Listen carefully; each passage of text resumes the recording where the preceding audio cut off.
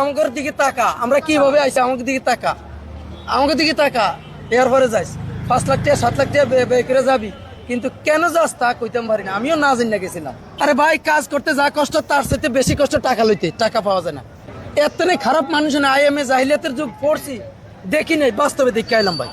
হাতের আঙ্গুল দাঁত দিয়ে কামড়ে 4 বার হালাইছি। হাতের আঙ্গুল, এই যে হাতের নখ, নখ এই নখের 4 বার হালানো। যারা যারা ফালাই না তাকে মুখ দেখা যায় না। এই যে আমি কি করতাম, এই যে এমন করে আইলে এমন করে দাঁত দিয়ে সিরে সিরাতে ইয়াডি রাখতাম, বুঝছেন? এই গোফটিন দাঁত দিয়ে সিরে রাখতাম। যাগো সিরে না তাগো মুখ দেখা যায় না, মানে একটা ডাইকে ভিজে দিয়েছে। 2 মাস ওভারও আছে, 64 দিন 50 দিন, মানে এই অবস্থার মধ্যে।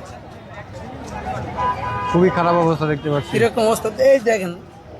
বাসায় যাবেন, ভাড়া আছে আপনার কাছে? ভাই এর কাছে কর, আমার পেটের দিকে চাইবে না না থাক।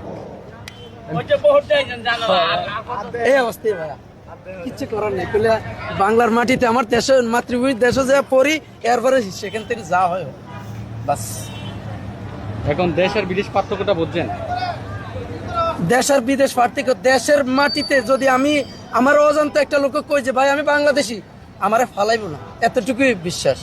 আর ওখানে চললে এই মাত্র এনে কই কইলে হায়রে দেশ স্বাধীন আর পরের দিন পরাধীন, পরাধীনতার শৃঙ্খলে ছিলাম এই দুইটা।